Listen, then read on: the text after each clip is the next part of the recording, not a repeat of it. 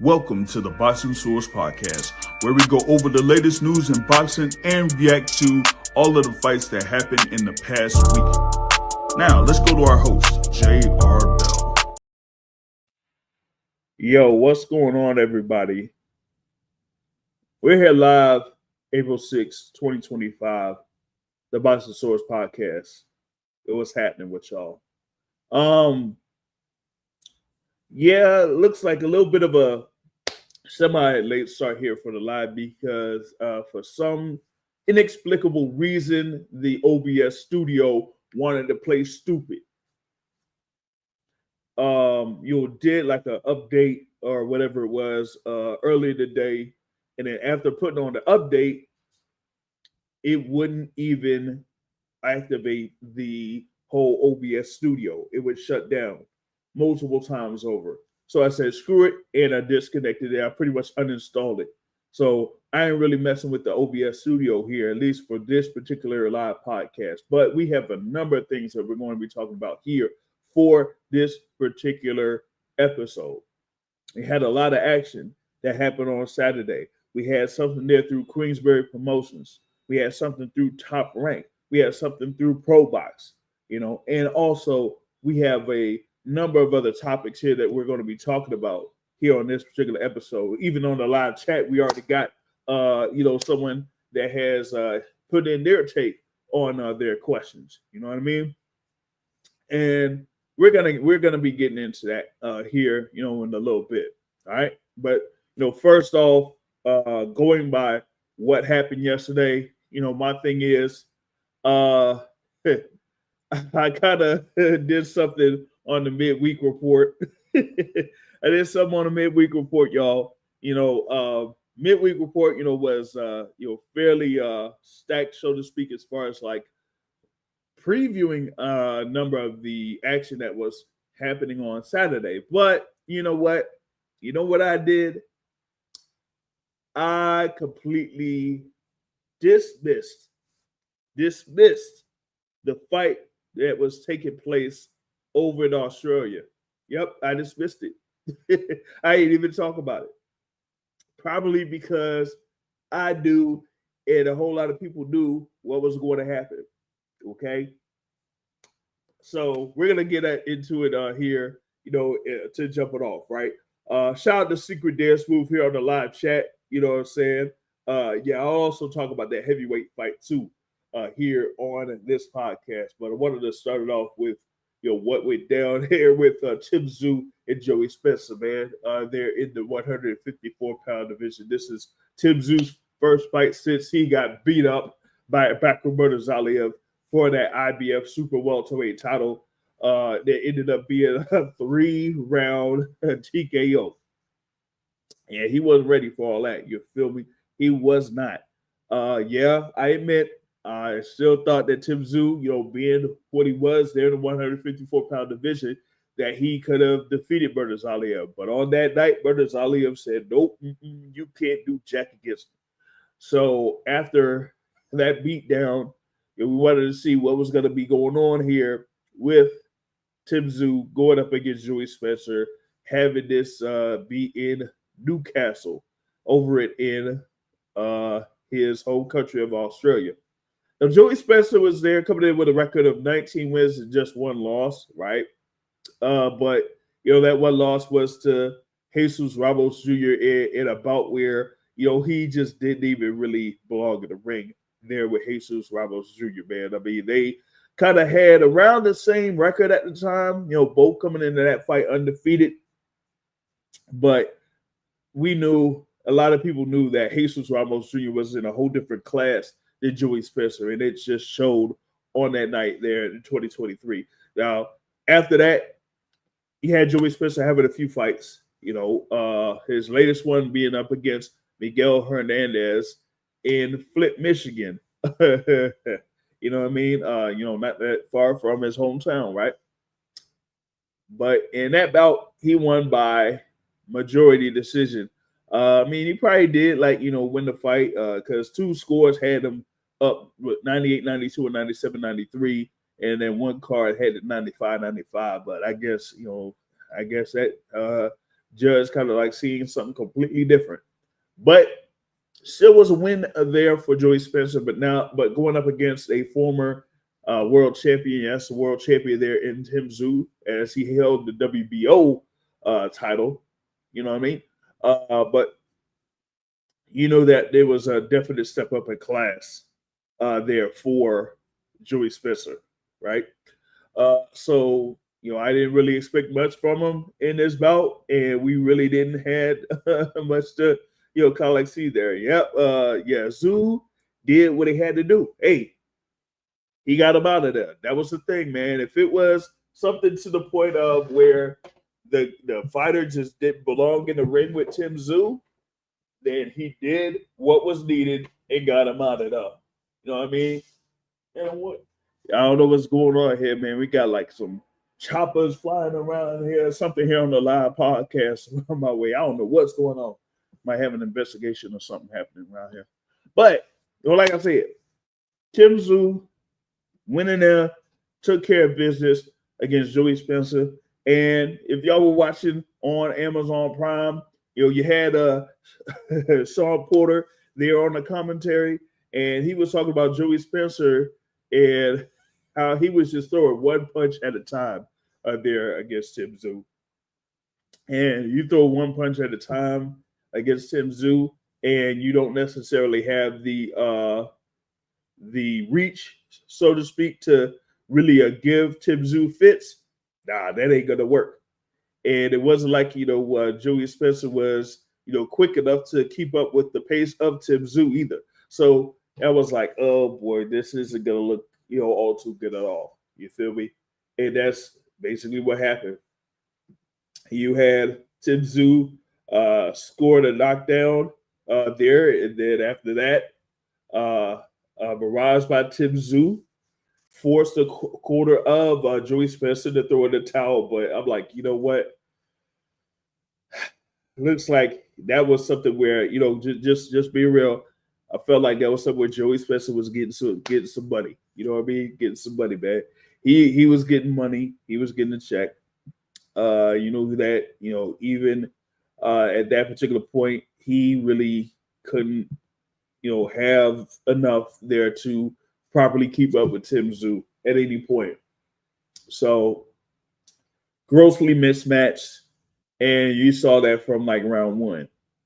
So they just basically had it to the point where, hey, I mean, we just get out of there, not get seriously hurt. It was a good time being over in Australia or whatever it was, and hey, it is what it is. It was 21 bouts in his professional career, but this was another TKO loss for Joey Spencer in another bout where he was just grossly overmatched.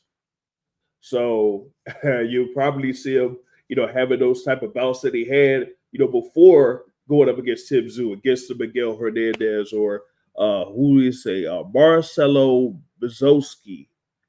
Who the world is that? Marcelo Bezowski. Oh my goodness. See, that is why you really can't have, guys like this sometimes have a clear step up in class after having those two type of fights. You got to be able to gradually bring it back up again. But it looks like, this was a situation where they said, hey, Tim Tszyu, we got to have you, get back at it, get back in the mix or something like that. So we're going to see if we can try to find you an opponent that has a fairly good record, but hasn't necessarily had that level of competition that you have had over the course of your professional career here so far. So they said, hey, look at this. We got Joey Spencer right over here. I bet. Yeah, we could do that. We could set up a fight with Joey Spencer and have it be there, over in your home country, and that's that. So that's pretty much what happened with that, man. And I'm like, oh boy, this is and given that we're over in the East Coast, or at least I'm based in the East Coast, you see how late that it was, here over on this side. It was like the next day over in Australia. It was like 2:30 p.m. or something like that over in Australia, while it was like 12:30 a.m. over here. So that was the the gist of it, as far as like having that particular fight take place in the 154-pound division. right? Now, quick work, easy work for Tim Tszyu. He gets back in the win column. He's now there with a record of 25 wins and 2 losses. 18 of those wins by way of knockout. That is his 18th knockout victory that he has there over Joey Spencer. They had him, over there, under a no limit promotions, not no limit records, no limit promotions. And they were like, talking after the fight. And, he was saying, hey, he's very thankful to, be able to perform here in Australia. They pretty much had, every fight that he's had in Australia, he's won. That he, really hope to get back and have another fight in Australia here, but who knows? It depends on the opponent, I guess. But they talked about him potentially fighting Keith Thurman next. I mean, Keith Thurman had his return bout against Brock Jarvis, not Brock Lesnar, Brock Jarvis, there last month, right? So Keith Thurman had an easy night. Tim Tszyu had an easy night. I'm saying they should go ahead and have that fight. Remember, it's supposed to happen last year, but Keith Thurman was injured. So that's why you ended up having Tim Tszyu versus Sebastian Fedora instead. Absolute bloodbath. We all know that. Now, fast forward, we here this year. Y'all got to have that fight happen by July. Neither one of them got seriously hurt. Neither one of them had like any issues or whatnot with their opponents. Get right back in the ring in July. If y'all trying to build that fight up, then go ahead and have that fight in July. You can have it there in Australia. Hey, no limit promotions. If y'all got the money, y'all have the people there in Australia intend to fight. I don't see why it can't happen. Go ahead and have it in July. Let's see where Tim Tszyu is right now in his professional career. Let's see where Keith Thurman is right now in his professional career. Let's get it going. I don't see why you need to really waste any time in trying to build up the fight or try to see what they need to do or any of that type of recovery stuff. Nah. Give Tim Tszyu his 30 days or whatever it is. Give him 30 days and then have him get right back in it, get right back in the camp, and have him, working to fight Keith Thurman. And we got to see if Keith Thurman can campaign there at the 154-pound division after being out of the ring for an extended period of time. We talked about how long Keith Thurman has been out in the ring and how many fights Keith Thurman has had over the past, 8 years? 8. Not just 3, not 3 years, not 5 years, but 8 years, okay? That fight against Brock Jarvis was his first fight since defeating Mario Barrios in February of 2022. Before that, he didn't fight until what it was, 2019? So here we are, 2019, 2022, 2025. Now, we can't afford to have Keith Thurman not have another fight until 2027. Come on, man. We can't have that. So for Keith Thurman, you got to be able to have him back in the ring here ASAP and have him there against Tim Tszyu. I don't see where any other issue could kind of like deter that from happening. So you need to make that fight happen. I want to see it on the schedule here for the summer. I don't see why that fight couldn't really take place there for the summer. I just don't see why it can't happen. All right.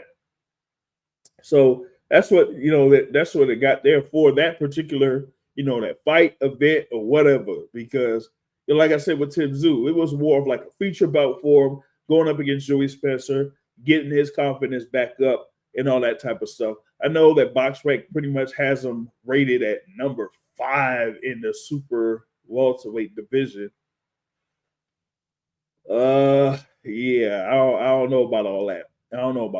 But hey, it is what it is, okay? But they have him rated at number 5, and he's rated above a fighter in Sebastian Fedora that beat him. Like, come on, what are we doing? But with that being said, right? Tim Tszyu, if he's able to, get right back in the mix and have a pretty intriguing fight against Keith Thurman, like I said, I say it should be in the summer. Make it happen in the summer. Then after that, then you can see if Tim Tszyu can campaign to become a world champion once again. I know that he was talking about that also as a possibility, but I mean, you see the situation. You got Sebastian Fedora there with them 2 belts, the WBC and WBO. The WBO had already put out the notification that Xander Zayas is the mandatory challenger, and I see that particular fight is kind of like put out there to probably end up happening in July or maybe in June 21st. No, I don't think it's going to be June 21st. All right, so that makes the WBC and WBO title occupied. Of course, as I mentioned, there were backup. He's the IBF champion, and with the WBA, well, Terrence Crawford still is regarded as the champion, but we know that he's facing Canelo Alvarez, so he's going to end up relinquishing that belt, and we could have something there that could involve Yoenis Tejas versus, I don't know, maybe a Jermell Charlo. We'll see. But if it's not Jermell Charlo, then it might be somebody else. But we'll figure that out here in a moment. Ojo here says, feel that Thurman can beat Tim. Thurman beats Tim, then Tim moves to 160. Ooh, interesting. That's interesting right there. That's interesting. Yeah, so we got to see how that's going to shape itself out if they're able to get that going, get that moving. You feel me? So, at least right now, I feel like it's Keith Thurman.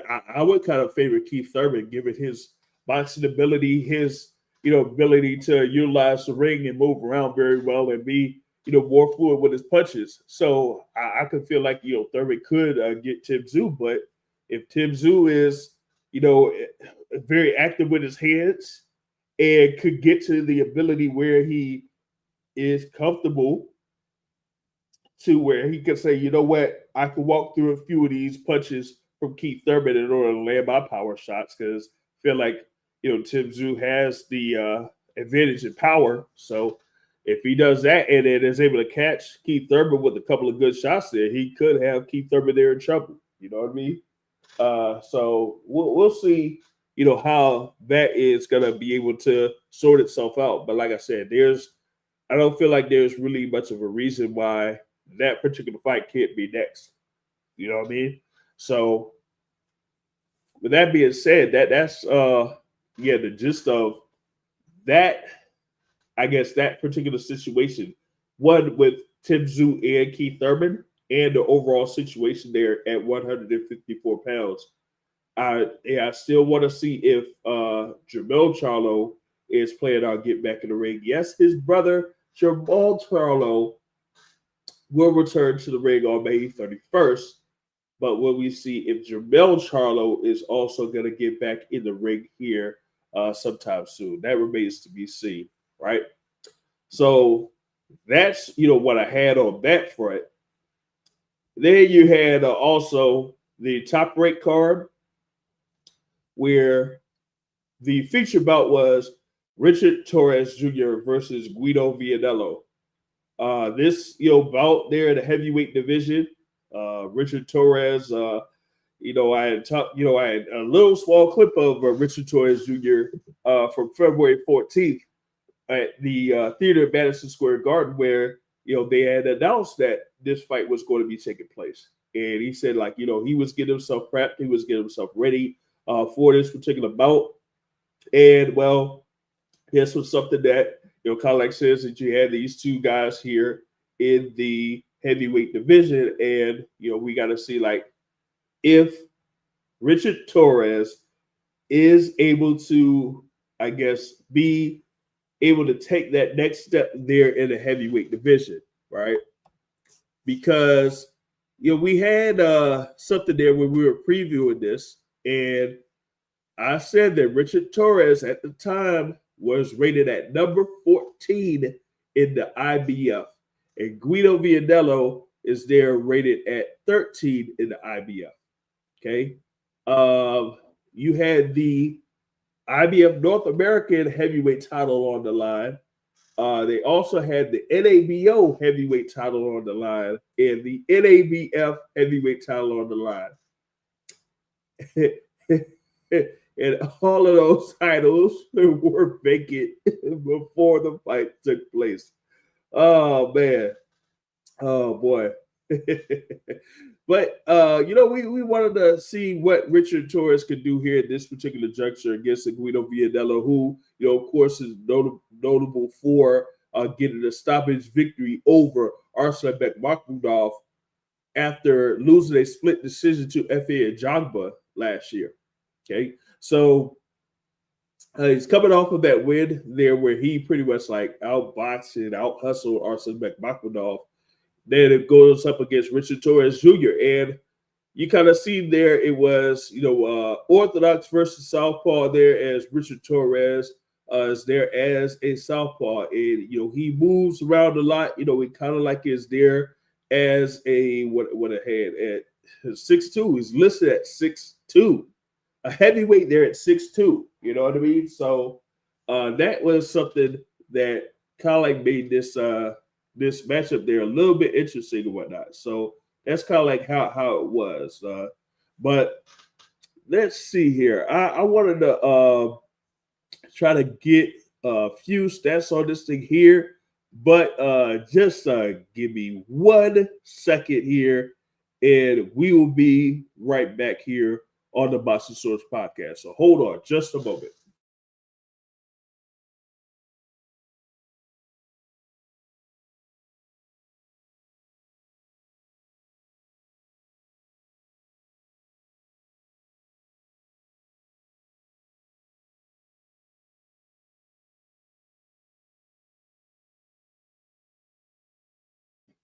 All right, we're back at it. And you always talk about this thing here with Richard Torrez and Guido Vianello. That was the main event there at the Palms Resort Casino in Las Vegas, Nevada. Heavyweight fight, like I said, with the ratings that both Torrez and Guido Vianello had, and with those vacant titles. I'm telling you, man. There's too many titles out there, man, for real.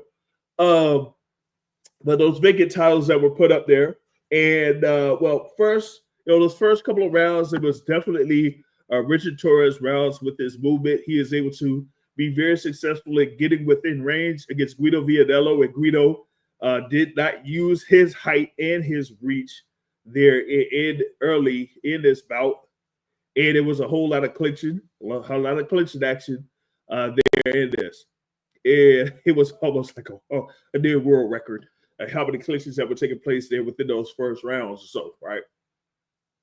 So you had the whole thing there. Well, you feel me? Guido Vianello had those issues of working on the inside against Richard Torrez. And Thomas Taylor there, the referee, he was warning Guido Vianello there from early. And in the second round, he had already taken a point from Guido Vianello. So you had Richard Torrez there off to a great start there in this bout. But for some reason, I don't know what it was, but Guido Vianello had another strategy there where, he kind of, tried to set up traps a little bit there against Richard Torrez, but actually used his range and used the jab a little bit more. Once he used the jab a little bit more and knew where, the danger zone was for Richard Torrez, like he was landing the jab and then shooting off with the right hand. Once he did that, he was having a little bit of success affecting Richard Torrez Jr., but not really enough to get a number of the rounds there, particularly in the second half of the fight. And in rounds 9 and rounds 10, you've seen that reach advantage that he had, he wasn't using it that much anymore. So now that meant that Richard Torrez was back to work, landing on the inside, landing some good hooks there, because he really wasn't throwing jabs at all. He was just, just trying to bob and weave and then get to the inside and throw hooks and go over the top and all that type of stuff. Not really polished that much there for Richard Torrez Jr. But hey, whatever it takes to get the job done. And it took, the 10 rounds and he got the job done, there with a unanimous decision. One score of, two scores actually of 8 rounds to 2 and one score of 7 rounds to 3. Yes, it was at one point taken away from Guido Vianello. So it was 2 scores of 98-91 and 1 score of 97-92 for Richard Torrez to get the win. He stays undefeated. He is now 13-0. He has this IBF North American title, this NABF title, and this NABO title there in the heavyweight division. Right. And, shout out to Secret Dead Smooth. He says that he doesn't think that Torrez is going that far. And he can't see Torrez being the top 10, heavyweight or real top 10 heavyweight. 7 rounds to 3 or 6 rounds to 4. Hey, I mean, that could be the case though. But, I want to give it Guido Vianello a little bit more credit. Yeah, and gave him about 3 rounds or maybe 4 rounds. But the thing is with Richard Torrez, you saw there in that fight, he's open for a lot of big punches. And Guido Vianello didn't really take advantage of those. And to me, Guido Vianello, if he was really a polished fighter that was there at 6'6" with a reach of 79, he should have been able to, I'm just be real, he should have been able to stop someone like Richard Torrez the way that Torrez's style is. He should have been able to stop him. You know what I mean? Because that type of style, if you're not even getting within range and throwing punches while getting within range, you're going to have issues with a lot of fighters that have power, that have reach. You're going to have real big issues. Yeah, Guido isn't really that much of a puncher, but you can see that in those back half of the fight that he tried to set up traps there for Richard Torrez, because he was fighting with the reach, but he was fighting backwards or trying to set traps to, land with counters or whatever it was. So with that being said, I just feel like from a technique standpoint, yeah, there is a lot that Richard Torrez does have to work on. And I'm not sure what Top Rank has next for him or planned for him, but yeah, he needs a couple more fights to build what he is going to be as a heavyweight. I know, having him featured in a main event really kind of makes that tough in a sense, because once you start to get to a level where you are a main event on a card, then you really can't go that far down unless if it's something where they continue to feature a Richard Torrez Jr. You feel me? If they continue to feature a Richard Torrez Jr.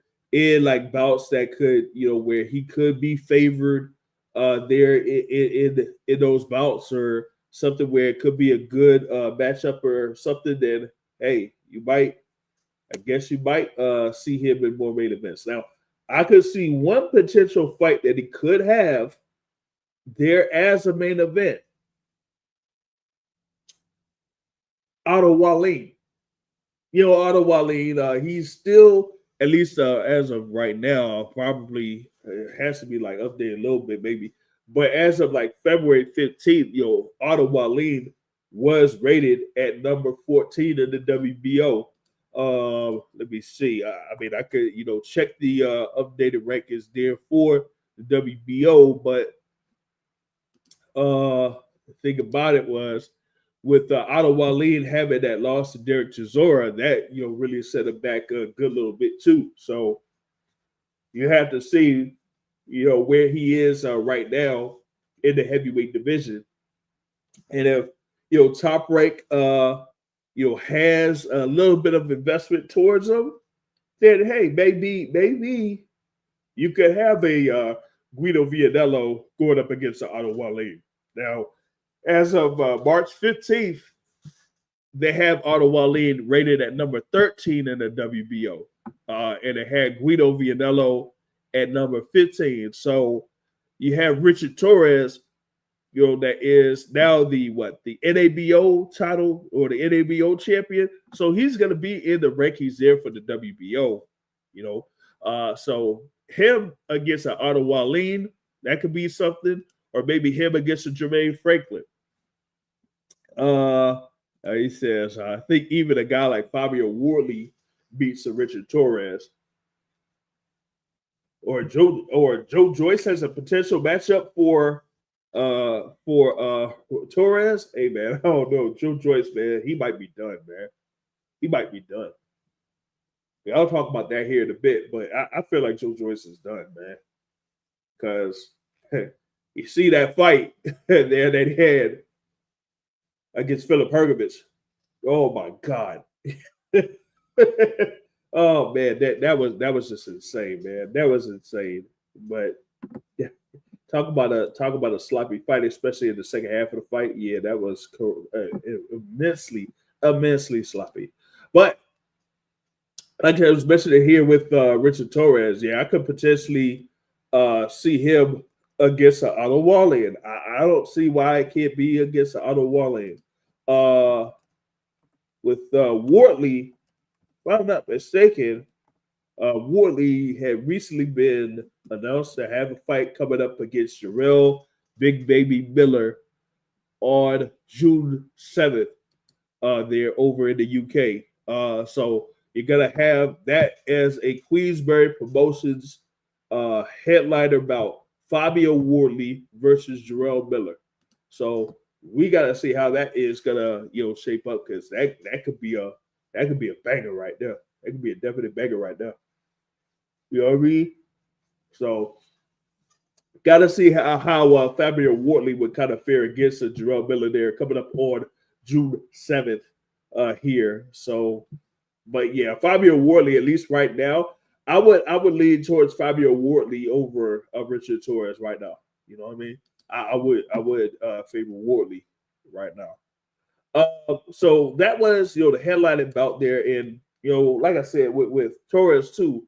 The other thing about him was, there are some people touting that he might be the last American hope. He's there as American heavyweight. We had the run there with Deontay Wilder. After he lost the WBC belt, and he always had a couple of losses here. People are kind of, writing him off, even though he's coming back. Wilder coming back. Okay, he's going to be fighting Wichita, Kansas, so we coming back. But some people have written him off. Okay, I can write him off. You also have, Jared Anderson that was coming up. He was doing his thing there on the top rank until, he ran into Mark McCauley last year. Mark McCauley stopped him. And then after he stopped him, it was like a whole type of thing going on with Jared Anderson where, he still, rode with, Jake Prince and them. The trainer that he had, for him where he was in the amateurs, sold off in the pros, he ain't with him no more. And so he ended up having that fight on February 14th over at the theater, Madison Square Garden. And he was, looking kind of, I don't know. And he was like complaining and talking about he don't like hitting elbows and all that type of stuff. And so, like right now, I don't even know what's up with Jared Anderson. But I did say immediately after this fight took place yesterday, I said, hey, what about this? What about Richard Torrez Jr. versus Jared Anderson? Who will win that fight between Richard Torrez Jr. and Jared Anderson right now? Man, I don't know. Given the deficiencies I see there with Richard Torrez, if it's Jared Anderson that's like the Jared Anderson that we saw coming up that was stopping folks and was throwing hands and all that type of stuff. Even up to a certain point there against Mark McCauley, you saw Jared Anderson throwing some hands. It was just that Mark McCauley was like taking them like they were basic slaps, So that Jared Anderson against Richard Torrez Jr., who would win? All right, that's like one of those questions that we have. You feel me? So y'all think about that. Okay, now that was the thing there with the main event. You had that thing out there with a co-feature, Adolfo Delgado versus Elvis Rodriguez. You had a version of the WBO title that was on the line there in the super lightweight division. I'm gonna go into the rankings and see if I can find them. You had Adolfo Delgado there with that WBO Latino title. He was ranked number 8 in the WBO. Okay, Elvis Rodriguez was rated number 14 in the WBO before this fight took place. You had Delgado there, was undefeated at 22-0.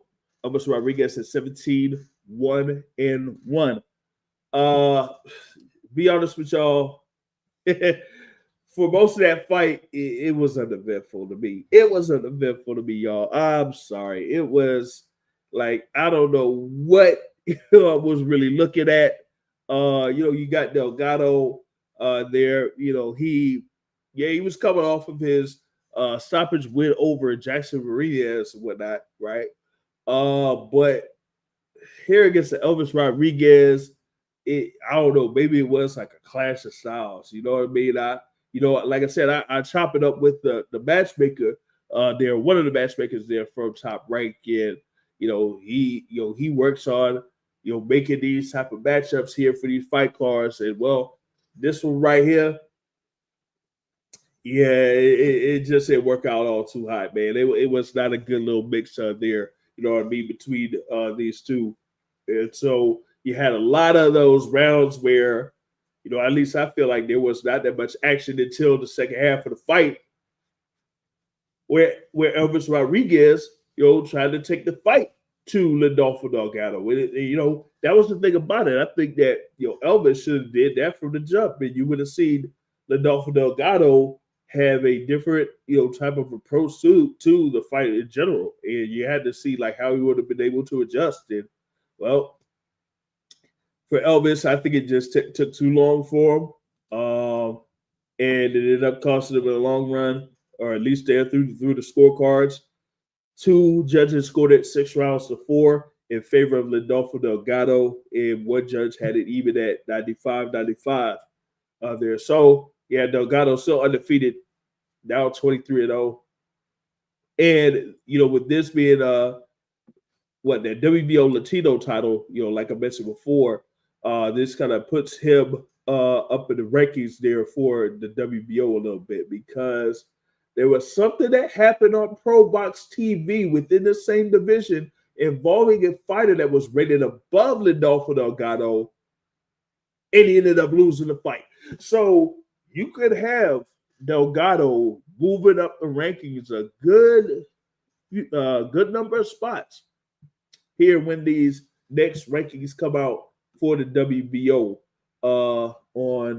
it should be around April 15th is when they'll have the new rankings for the WBO. But with Delgado getting this win, he could set himself up to some interesting bouts later on down the line.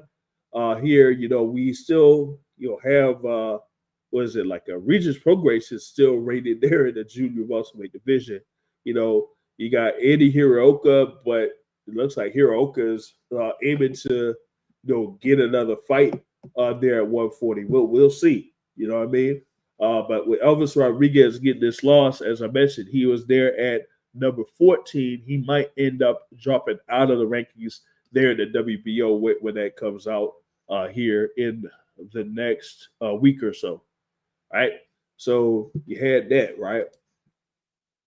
And also, the next thing there that they had on the docket was thing there with Abdullah Mason going up against Carlos Ornelas. Of course, he was slated to face Giovanni Cabrera, but Cabrera was out due to an injury or whatever. So they had this opponent there, Carlos Ornelas, there with a record of 28 wins and 4 losses. Coming from Mexico, they're able to secure this opponent. Of course, all of his fights were based in Mexico, but he wasn't active or hadn't been active since December of 2023. So they had to put in some work here to get the opponent secured for Abdullah Mason, so that Abdullah Mason could fight on that date. Now with Abdullah Mason, there with a record of 17-0. Of course, he was very busy in the year 2024. This, was his second bout here in 2025 as he fought Manuel James on February at the Theater of Madison Square Garden and got a TKO victory there. So here against Carlos Ornelas, we seen him, doing a little bit of work here and there. Of course, the story was the day before that he, had to basically strip down to make weight,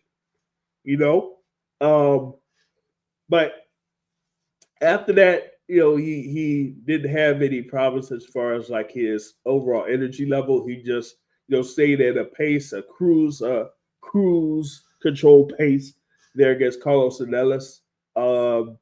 You see them throw about 1 or 2 punches at a time, but that's the thing I think some people kind of criticize there with Abdullah Mason is that he puts too much in his punches. You kind of hear it, bam, bam, bam, everything with emphasis, bam, bam. So it's not like you can see like a 2-punch combination there from Abdullah Mason, but not like a 3 or 4 punch combination that's very fluid. It's not like 1, 2, 3, 4 or 1, 2, 3 or something like that. It's 1, 2, 1, 2, 1, 2, 1, 1, 2.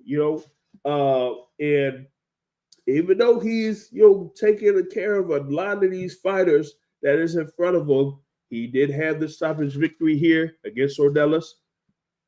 Scored 2 knockdowns where Ornelas kind of voluntarily took a knee. Okay. And then, the doctors came in there and stopped the bout. They're saying that it's too much punishment for Carlos Ornelas. But for Abdullah Mason, he is quickly rising up the rankings there in the lightweight division. It's really, really fast. They had 2 minor belts that Abdullah Mason was able to acquire in this, the NABF title and the NABO title. Okay. These titles actually were formerly held here by Ray Murataya on one side, and if I'm not mistaken, I thought that Keyshawn may have held it, but nope, it was Ray Murataya that held those belts. Okay, so now you're gonna see Abdullah Mason pretty much like shooting up the rankings there, whether it's the WBA or the WBO or whatever it is, right? So what could this mean here for Abdullah Mason later on down the line? Now, I know that he's pushing to be as active as possible here. Like I said, 5 fights last year. And here he's already at his 2nd fight, right? So my thing is, what will he do in order to position himself to get another fight in? Hey, probably by, I don't know, July. Now, I could have said June, but I don't think he'll be back in the mix in 2 months. I don't see it. Because I would have said, hey, you got something there where they're trying to see if he could go for June 7th in Norfolk, but I don't think that's going to happen. Shout out to my guy Android Uppercut in the building here with a contribution to the Boxing Source. Shout out to you. He says he has a feeling that the 2nd, 3rd, and 4th quarter of boxing this year is going to be fire. Hey, man, we got a lot that's coming up here for the 2nd quarter, pretty much like started yesterday. You had all those fights yesterday, right?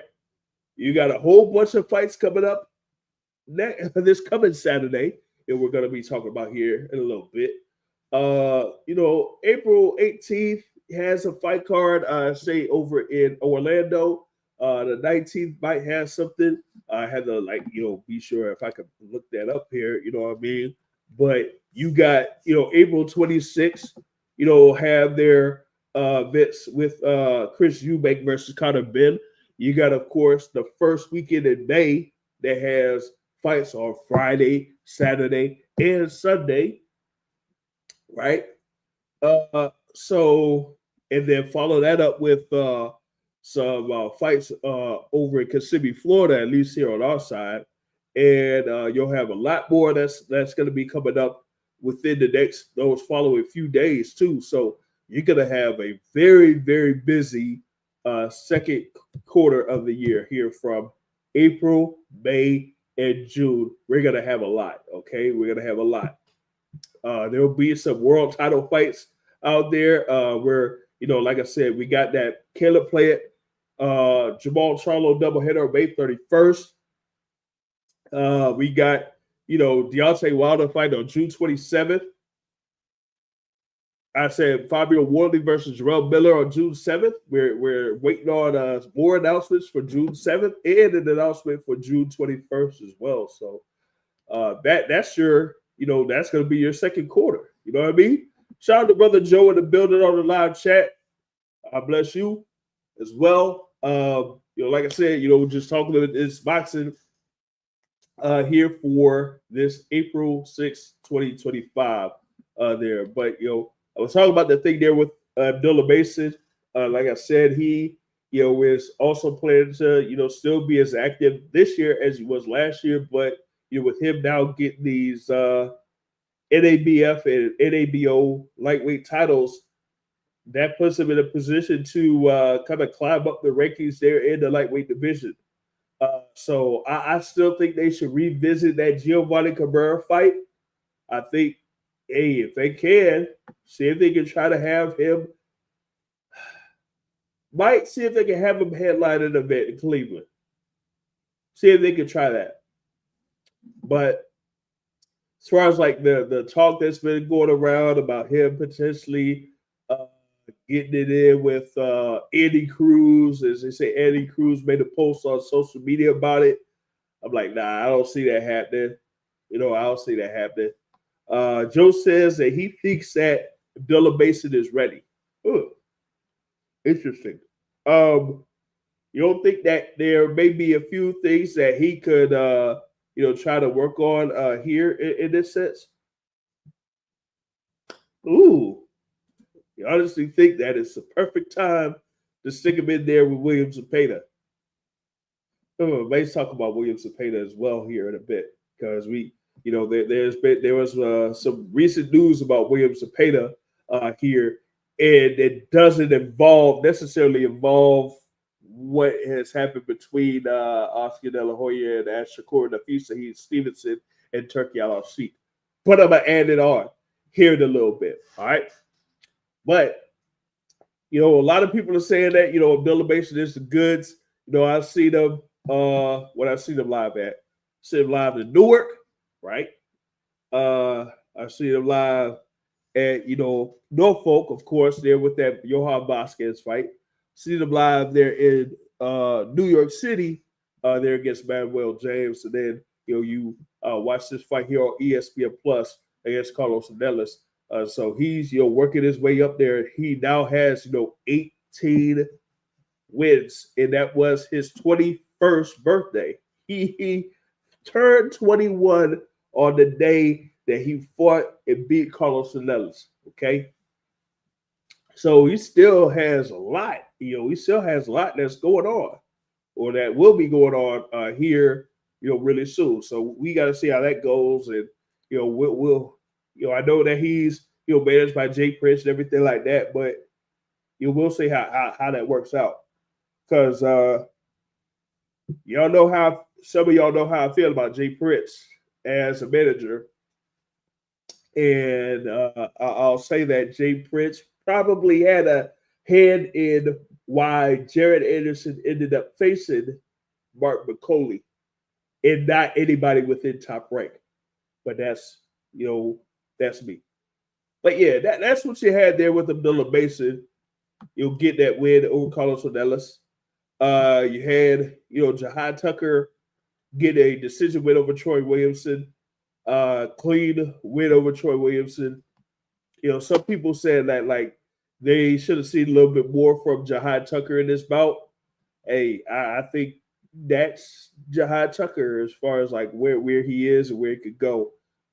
Somebody earlier on some discussions mentioned maybe Jihad Tucker should go ahead and face Troy Isley. No, I said it was good at the time, but I'm like, nah, Troy Isley is way ahead of Jihad Tucker at this point of both of their careers. Nah, you don't want to do that. I wouldn't have those matchmakers at Top Rank make that fight happen. You know what I mean? Let's see here. The guy Joe says, Top Rank these dates to create attractions. If they don't have more dates on a big mainstream platform, the only way to create attractions who aren't big ticket sellers is to stick them in tough. Yeah, in order to have people be attracted to those fights in or on a network that isn't as recognizable as the ESPN as in the past is Showtime or HBO, you have to say, hey, we got this guy in with a fighter that's, a veteran, a tough veteran, a rugged veteran, got a lot of experience, or it's something where it on paper would be like an even matchup, That's kind of how, pro box has been able to build their way up to the level that they're at now, is because a lot of the fights that they've had have been like even type matchups. You feel me? So, we'll see what happens here with Top Rank because according to some news floating around, Top Rank and ESPN, ain't looking all too hot. I mean, shoot, some of y'all may have seen some hits already because here for this particular event, hey, y'all notice who the announcer was there in the ring? It wasn't Mark Chinook. Wasn't it Jimmy Leonard Jr.? I think it was Jimmy Leonard Jr. So yeah, that should tell you that there may be a little bit of change going on there with Top Rank. But we got another couple of months before things kind of get, official out there with Top Rank. But like I said, from a couple of things that I've heard, that whole thing as far as like a potential renewal between Top Rank and ESPN, it's not looking all too hot. But that was the bit there at the Palms Resort Casino over in Las Vegas. Like I said, headlined by Richard Torrez Jr., getting a unanimous decision win over Guido Vianello. Richard Torrez should go ahead and face Jared Anderson. Like y'all can go ahead and make that happen. Go ahead and make that happen. You feel me? But that's what we had there, and we still had even more action there for boxing, right? As you had another heavyweight bout with Joe Joyce going up against Philip Hrgovic. Joe Joyce, he says the juggernaut, but he had that bout against Derek Chisora where Derek Chisora outworked him, and he even knocked down Joe Joyce, and that led to a loss for Joe Joyce against Derek Chisora, which is why Derek Chisora is pretty much like back in the mix of sorts there in the heavyweight division. Now, Joe Joyce against Philip Hrgovic. It would have been Joe Joyce versus Dylan White, but Dylan White injury, he was out of the picture. So Philip Hrgovic stepped in. This is Philip Hrgovic's first bout since his loss to Daniel Dubois last year. Okay. Where he got stopped by Daniel Dubois last year. Now, this fight, yeah, it was, sloppy fight. You had your cut that was suffered by Philip Hergovich, who, kind of cuts a lot. He suffers cuts a lot, you know what I mean? But even with that happening early in the bout, Joe Joyce didn't necessarily take advantage of it. And it was the overall activity of Philip Hergovich that got him the majority of the rounds in this bout. And in the last few rounds, I felt like Joe Joyce looked like he was absolutely spent. And there were a couple of occasions where I felt like if Philip Hergovich actually had something behind his punches, he would have easily scored one knockdown on Joe Joyce, because Joe Joyce was leaning forward so far on a lot of occasions there in the 8th, 9th, and 10th rounds. And the thing is like, man, if if you had Philip Hergovich take advantage of those, he could have had a knockdown against Joe Joyce. And if he would have stung him a good one and scored a knockdown on Joe Joyce, if Joe Joyce would have got up from that, then Philip Hergovich could have had an opportunity to stop Joe Joyce. But didn't quite happen there that way. And it ended up going the full 10 rounds. And you saw Philip Hergovich get a unanimous decision win over Joe Joyce. Now, what to make of this? For me, absolutely nothing. I'm sorry, absolutely nothing. I didn't get anything from Philip Hergovich or Joe Joyce in this bout. And Philip Hergovich was actually rated as high as number 6 in the IBF and number 9 in the WBC. Joe Joyce wasn't anywhere in the rankings, but of course, after this performance, why would you put him down? And yeah, like I was mentioning there with Philip, he cuts very easily. If you had something there where you had something behind the punches, you would have been able to knock down either one of those fighters. And yeah, like Joe says here in the live chat, both of them look terrible, but it made for a surprisingly great fight. I mean, it looked like, suspenseful. I don't know about, action, but it made it suspenseful. You barely seen both fighters throw more than 2 punches at a time. But, with it being a heavyweight division, if they land, you might have something, right? But here's the other thing there with Joe Joyce, right? Over the course of the past couple years here on the Boxing Source, we have one of our esteemed panelists here, of course, the Boxing Academic, and he had a nickname for Joe Joyce, and that was Slugfist, because he was he is immensely slow, right? Now,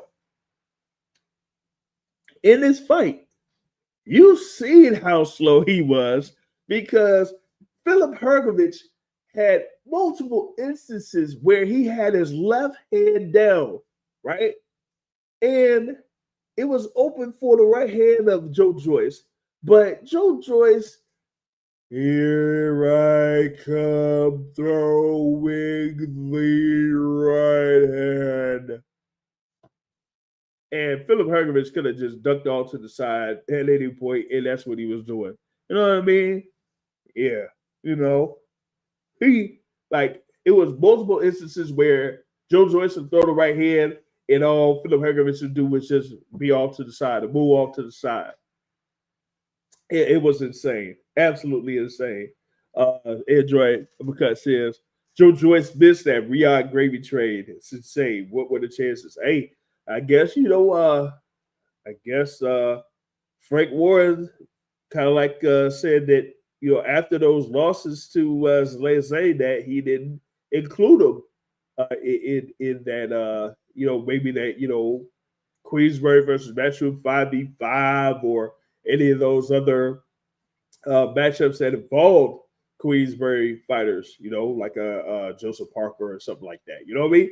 So yeah, Joe Joyce missed that trade after losing to Zalay Zhang. And hey, you had Zalay Zhang in the picture, getting the fight against Deontay Wilder, having a bout against Joseph Parker, having a bout, against Agit Cabello.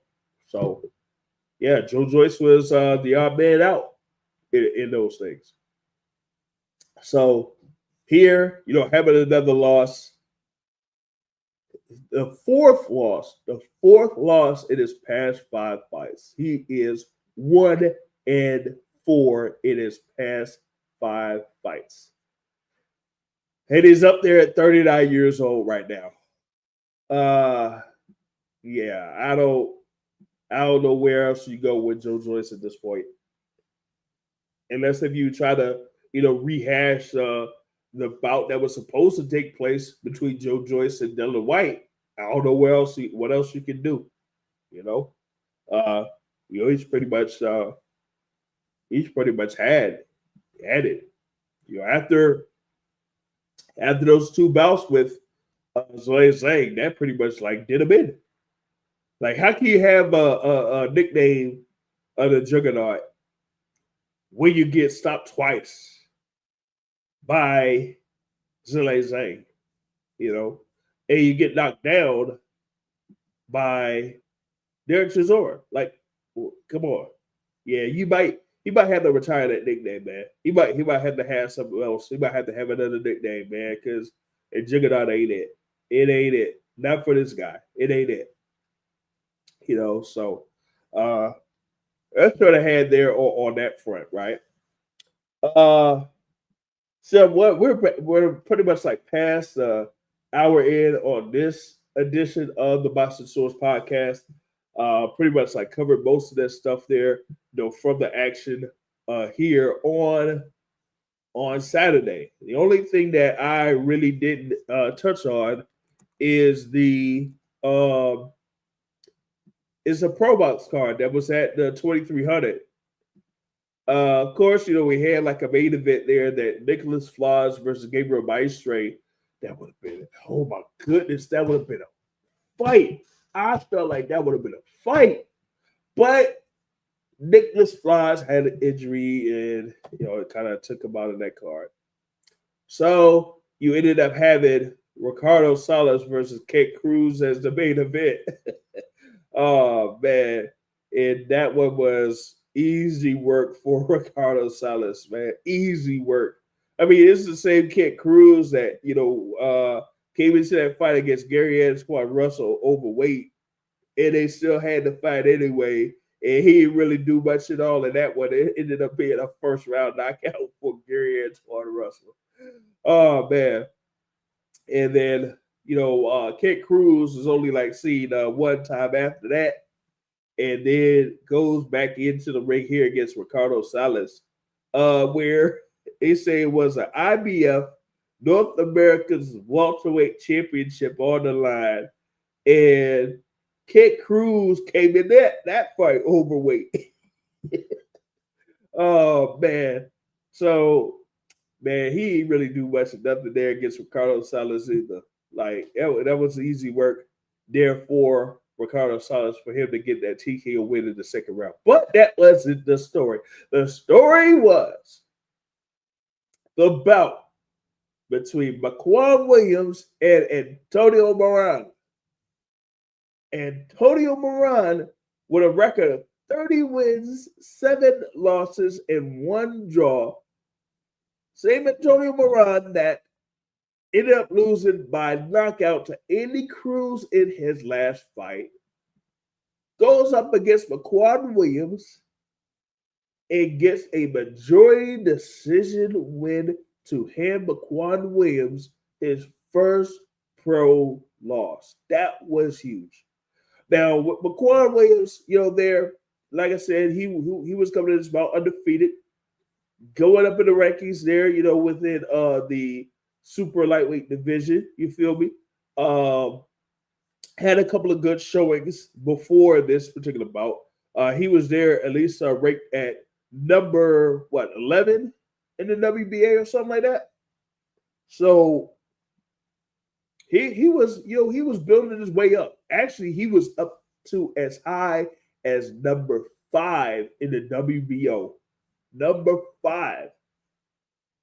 Yet there were times where his overall activity was not up to par, and going up against Antonio Moran, who was there much taller there at 5'11" in comparison to Maquan Williams there, who was at 5'6".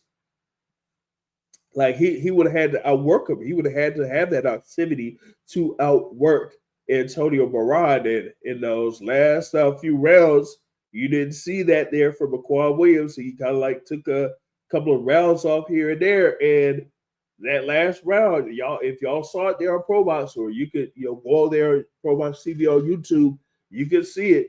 Hey, Antonio Moran was getting the better of Maquan Williams, and Maquan Williams was just trying to dip and block and slip and all that type of stuff, but not throw something back. And that probably could have been the key part there in that fight, because hey, you had 2 judges scored 7 rounds to 3 in favor of Antonio Moran. For him to get that win, that's big. That is big. He had his like I said, he lost to Eddie Cruz by knockout. Lost to Jermaine Ortiz, also the Blues, to Arno Barbosa, to a Devin Haney. There, I was there for that fight where he got knocked clean out by Devin Haney. Lost to Jose Pedraza, so he has, of course, those string of losses, but he's still been, to a certain extent, competitive in a number of fights that he's had. And Maquan Williams just didn't have enough to really deter Antonio Moran. So Moran gets that win. He's there as a minor, has a minor title there within the WBO. I think Maquan Williams at the time was holding that WBO belt, if I'm not mistaken. I'll see if I can go ahead and confirm that, because as I was mentioning there with Maquan Williams, he was going up in the rankings there. They had him at one point at number 5, but here for the March rankings, they had Maquan Williams at number 6. He's going to be dropping a good little. He'll be dropping a few spots, of course, here with this loss to Antonio Moran. So we got to see like how he is going to kind of like react to this loss. What they got next for him. I don't know if they will put him in the ring there against Antonio Moran again. That looks like that was a whole style matchup and all types of issues there for Maquan Williams. So kind of ran into a little bit of issue right there with that happening. You also had Haven Brady Jr. Get a win over D'Angelo Keys, but they ended up being by split decision. I see most of that fight there with Haven Brady Jr. and he had those times there where he looked like he was outworking D'Angelo Keys, but they had the scores was crazy though. Like they had it 78-74 in favor of Haven Brady. They had it 78-74 in favor of D'Angelo Keys. Then 79-73 for Haven Brady Jr. So those scores crazy. You know what I mean? That is like mostly what I got off of that there from the 2300 arena. You had also Gio Lopez getting a decision win over Rene Alvarado on this card as well. So there was a lot of action there on ProBox TV there on that night. But hey, we're gonna have even more action there on ProBox TV coming up here on April 12th. So we'll have more on that here later on this week. On the YouTube channel, we got a few interviews from a number of fighters that are involved with that Pro Box card for April 12th. So we got something there. We got how many fights? Oh man, let's see. 1, 2, 3, 4, 5, 6, 7, 8, 9, 10, 11, 12. 12 fights. Looks like they're pretty much having there on April 12th, Maryland Live Casino, right? So, hey, it's going to be stacked to the max there with that one. But like I said, the number of fight cards there, April 12th. Like I said, Maryland Live. Of course, you got the Boardwalk Hall with the unification bout there with Gerard Boots and Iamata Stadiolus. You're going to have Ray Ford that's on that card. You're gonna have Amari Jones is gonna have his second pro fight on that card. You got who else is gonna be on that card there too? They gonna have who is it? Shoot. I was thinking because you got Amari Jones is gonna be on that card, right? And then you're gonna have who is the guy there? Yeah, I'm gonna look this up here with this full card, right? You're gonna have Zakeem Moses on the card, Tamir Smalls on the card, Arturo Popoco on the card. So it's gonna be what they got 7 pro fights slated for the Boardwalk Hall on Saturday, April 12th, and that's gonna be live on the zone. So yeah, Zakeem Moses, yep. So it's out there in Philadelphia for his pro debut. There under Matchroom Boxing. He had his next fight that was at the Fountain Blue in Las Vegas. And now his third pro fight here at the Boardwalk Hall in Atlantic City. And like I was mentioning before, Omari Jones, who had his pro debut in his hometown of Orlando, there at the Kareem Royale Resort. That was March 15th. Now he's back in the mix here in another month against William Jackson. So you got Tamir Smalls against Earl Bascone. Like I said, Ray Ford is back in it against Thomas Batiste. There's a co-feature bout too. Gerard Boots versus Iamata Stadiolus for the IBF, WBA, and Ring Magazine welterweight titles there. So that is another fight card. They got something coming up in Toledo, Ohio, right? This would be the Huntington Center. There. Hopefully they got a bout or an opponent lined up there for Albert Bell. It says it's gonna be Josek Ruiz.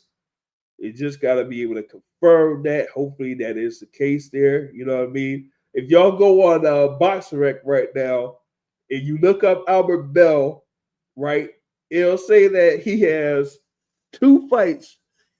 2 fights on for April 12th. It got Albert Bell versus Josek Ruiz, and it got Albert Bell against Devontae TBA. So hey, you might see Albert Bell fighting twice on April 12th. You might see him fight twice on April 12th. I don't know what's going on, man. I don't know what they're doing at freaking BoxRec, man. I gotta talk with Gray Johnson about this. How you gonna have Albert Bell fighting twice? Come on, man. What are we doing? All right. So you got that going on. And I think there is another fight card in Albuquerque, New Mexico on April 12th there, because you got Shane Mosley Jr. that's going to be on that card over in Albuquerque, New Mexico. So once again, we say that there's like a whole lot of fights going on this weekend, next weekend, yeah, because you're going to have Shane Mosley Jr. going up against DeAndre Pettis. You actually have Brian Mendoza on that card. Yep, the Brian Mendoza that knocked out Sebastian Fedora, he's going to be on that card as well in Albuquerque, New Mexico. You also have Fernando Vargas on that card too, right? And yes, the headlining bout is Rampage Jackson versus Rashad Evans. Yep, that card right there. So yeah, that tells you like how many fights are on for April 12th. So, hey, what you saw here yesterday, you're going to get even more of that on April 12th. All right. So there's that. All right. Now, that leads us to this last major topic that I was going to tackle. And we talk about this whole thing with Turki Alalshikh. Of course, there's been a whole little back and forth going on with Oscar De La Hoya and Ashakur Lafi Saheed Stevenson, as I say here on the Boxing Source podcast. And with Shakur, he's talking about, I don't know what's going on with them because they talk about they have some type of price here for this fight against Williams Zepeda, but that's much less than I got paid for fighting Josh Padley. Oh, what is their problem? There's a lot of problems. All right. There's a lot of problems. All right. Here's the issue. Okay. Here's the issue. You say that this thing is ordered by the WBC. Okay. That's what you said here in your latest post. If you're still champ and you pull it out of anything. If you can't reach the deal, then purse biz it is. See you soon. Okay.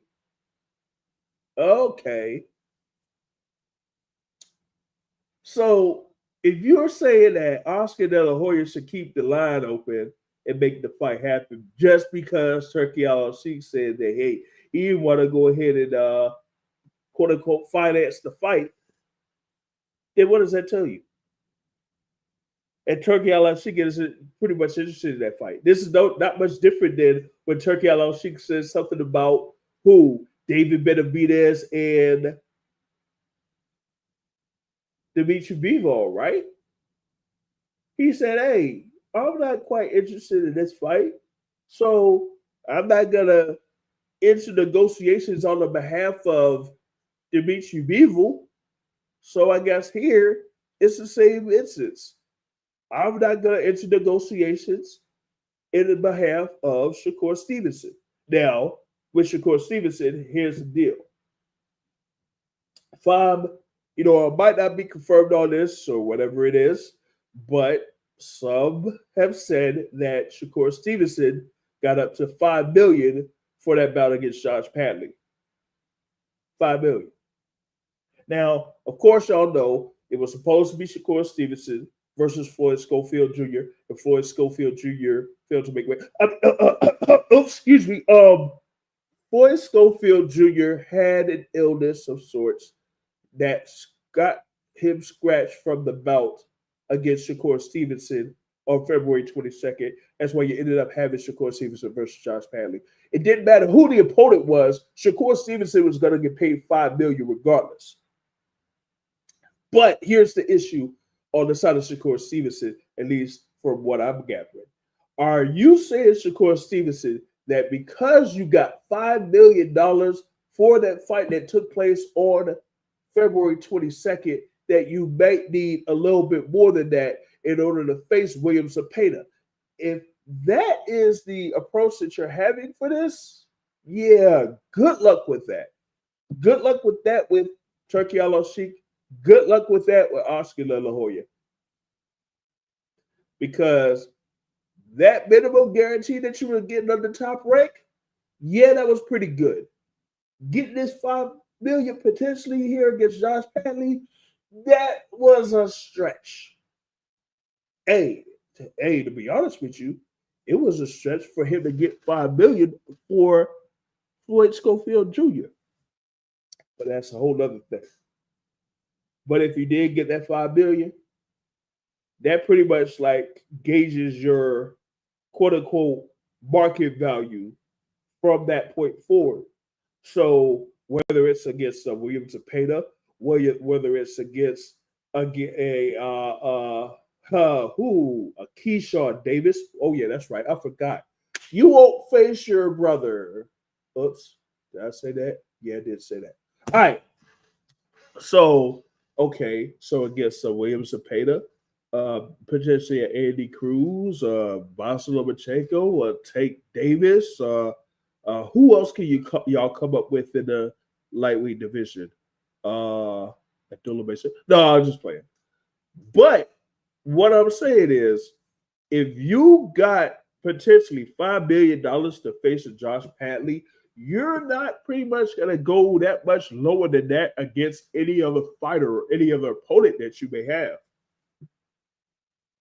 And that means here with this whole thing with Williams Zepeda, if y'all having these whole negotiations going down, then how are they going to work out a deal with you and Zepeda if that is where your starting price is? That still doesn't make sense. You know what I mean? So I'm saying this. If the WBC did kind of like go forward with that, one, let's see here if they have anything in reference to a date for a purse bid. Yeah, I'm not seeing anything as far as like a date for a purse bid, at least for now. So with that being said, this is a wait and see approach, at least on my end. I want to see what the date is for that purse bid. Because I'm going to tell y'all, if Shakur Stevenson feels like he should get a little bit north of $5 million to face Williams Zepeda, then yeah, I don't think that's quite going to happen. That's on one side. Here's another one. Some of y'all heard the comments from a Mr. Eddie Hearn, in reference to Shakur Stevenson, saying that, hey, Shakur Stevenson wouldn't mind waiting it out on a potential fight with Gervonta Tank Davis. Yeah, that's all cool and all, but going by some other conversations that I've had, it's good luck trying to have that fight happen. If y'all thought that Shakur Stevenson kind of had his price pretty much up there for a potential fight against Williams Zepeda, just imagine how much he may request for a fight against Gervonta Tank Davis. That's on one side. Here's another one. Here's a key thing. You got Williams Zepeda as the interim WBC champion, right? But there was something else that also went down. The World Boxing Association had their ratings out for the month of April. And who did they have as number one? Hold on. Let me see if I could go ahead and pull this up. And for those that are watching live, you'll be able to see this and whatnot or whatever, right? But I'll share this here. Here it goes. Hold on, y'all. Hold on. Here we go. So the World Boxing Association has William Zepeda at number one. William Zepeda, they're at number one. Now, before that, they had that number one position vacant. Hey, I'll go into the rankings that I had posted on the Boxing Source website, where you can pretty much see that here with the WBA that's on the far right, it shows there at Gervonta Davis as the champion and number one at vacant, number two at Floyd Schofield. And that at the time was updated at February 28th of this year. Now we go back to what the WBA has now. And they put William Zepeda there at number one. So for them to put William Zepeda at number one,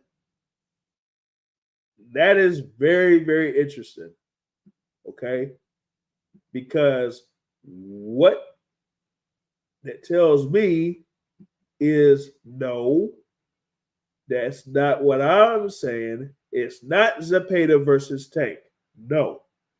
Because Tank is, yeah, you pretty much all but y'all can pretty much all but conclude that Tank Davis is fighting on Saturday, June 21st at the T-Mobile Arena. That is what they call Juneteenth weekend, just like last year. He fought Frank Martin on Juneteenth weekend. This year, he's fighting on Juneteenth weekend. And yeah, it's pretty much going to be against Lamont Rhodes. Could be wrong. I've said that it should be in DC, but money is money. Okay. And as of right now, one side didn't necessarily get anything to confirm it, but hey, it's April 6th. It's not April 21st or April 22nd.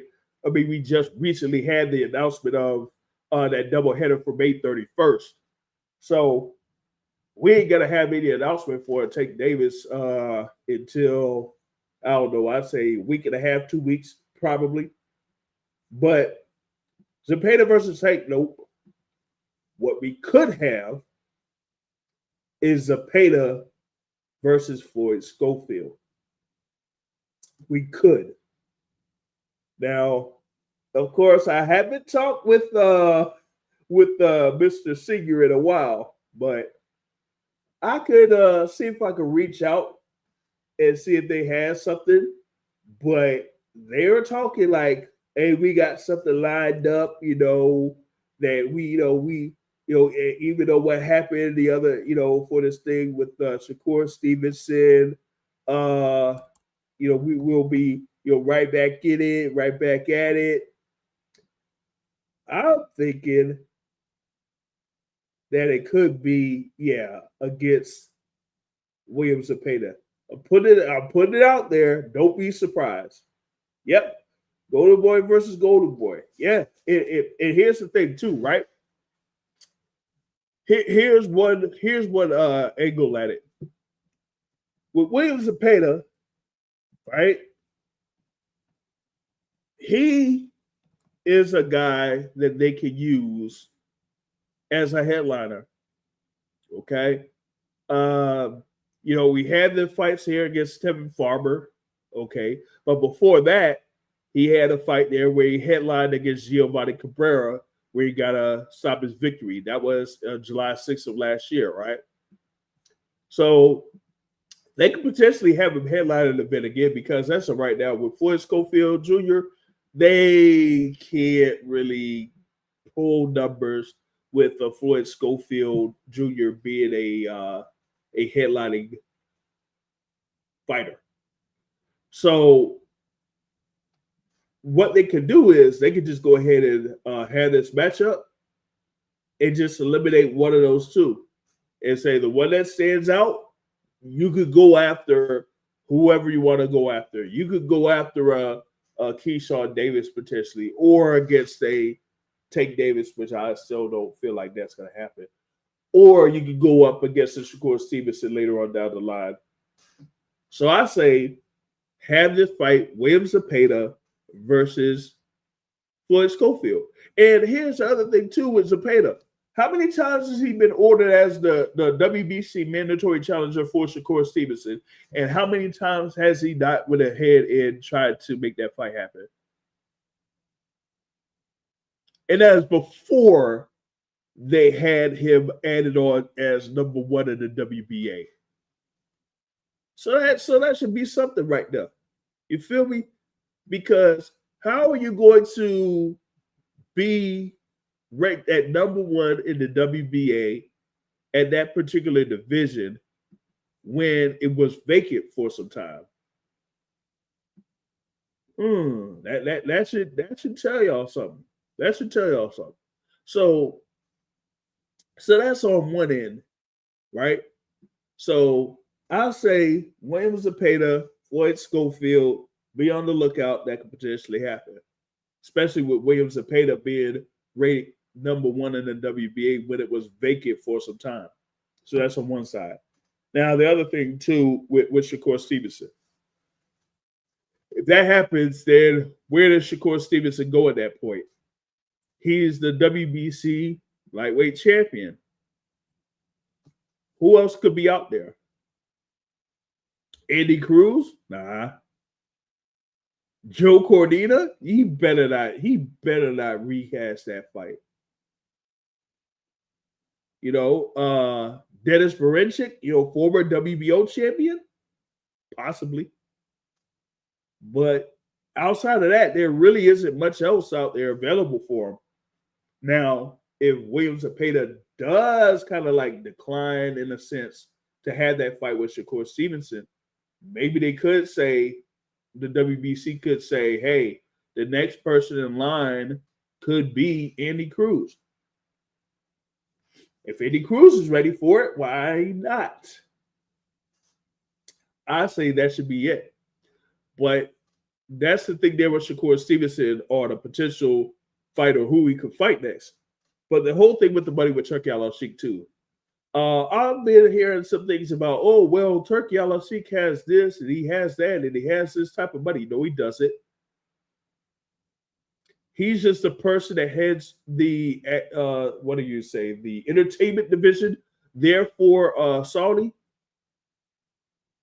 So he doesn't have an unlimited budget. He doesn't. Like not when you having these fight cards where you spending over $15 to $18 million and the overall gate is just under $8 million. That when you're having fight purses with Alexander Usyk and Tyson Fury being about $100 million each for both of their fights. You think that they're willing to just wash away 200? Oh, did I say wash away? What's my bad? Are you thinking that they will just go ahead and throw away $200 million for those two fights? Or the amount of money that they spent out or that they have for the purses for Dmitry Bivol and Artur Beterbiev? For the Tyson Fury fight that he had against Francis Ngannou, for Anthony Joshua against Francis Ngannou, for this potential matchup between Canelo Alvarez and Terrence Crawford. What about the fights that are happening in May? May 2nd, you got what's going on in Times Square. May 3rd, you got Canelo Alvarez versus William Skull. They're not going to be doing that for much longer and thinking that they're not wanting to get some type of return of their investment. So the whole thing about Shakur Stevenson complaining about that's something because from what I heard, as far as like a quote-unquote rumor, that fight card on February 22nd, I had heard that some of those fighters ain't really gotten all of their money from that fight. But that's a whole nother story, though. Like I said, that's a rumor. So for Shakur Stevenson, I hope he's not, thinking that he could get a certain amount of money for fighting a Williams Zepeda when he's not actually proven his worth yet, if you know what I mean.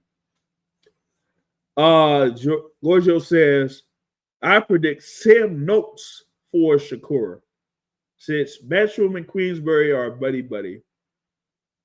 I don't know if Matchroom will put Shakur up against Nunez or Cruz yet. I mean, Andy Cruz is there as a Matchroom fighter. I don't see why not. Ricardo Nunez, I don't know about all that either, though. I don't know about that one, But Sam Noakes, he's rated at number 4. Rated number 4 in the WBC. I could. Hey, you might have something right there. You might have something right there with Sam Noakes.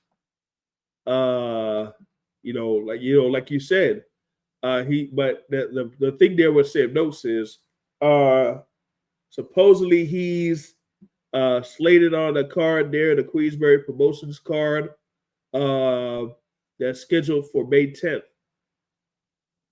So they're looking to have him fighting on May 10th at Nottingham Arena. That's headlined by the bout between Anthony Kasasi and Leigh Wood, with the whole thing that happened there between those two. So Sam Notes is slated to be on that card. So we'll see if that could, have him be in preparation for a bout against Shakur Stevenson later on in the year. But yeah, I don't know about Sam Notes though. I mean, yeah, not when they have him lined up for May 10th. So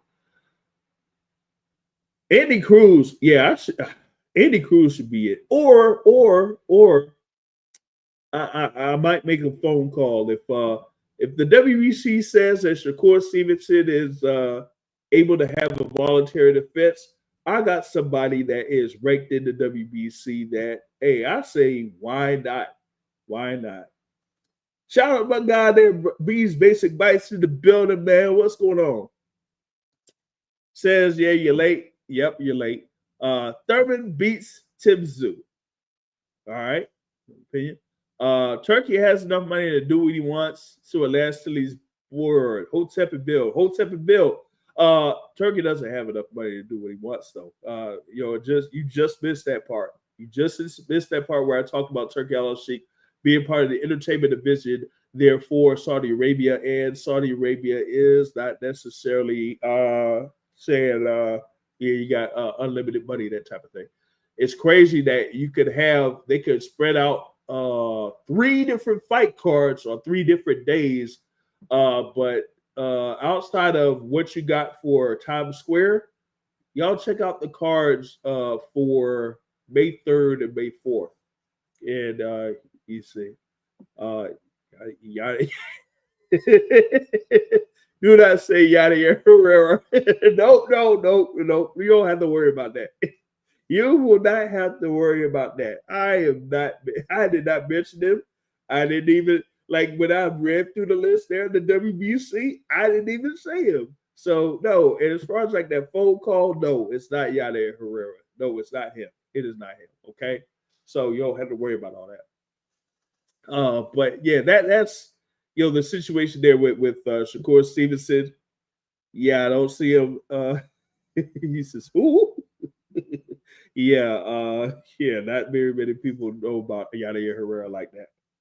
But yeah, Shakur Stevenson is going to be in an interesting situation here while being the WBC lightweight champion.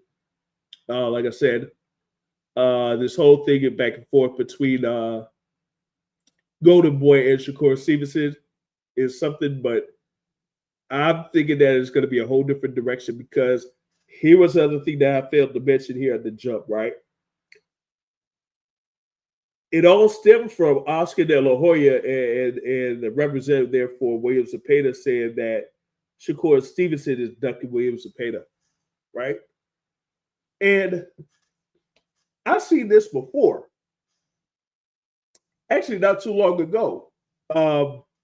I've seen Golden Boy, or at least a couple of representatives of Golden Boy, along with one of their fighters, say that another fighter was ducking Virgil Ortiz Jr. Y'all remember that whole thing with Virgil Ortiz Jr. and Jerome Busitis? Yeah, they pulled that stunt with that one.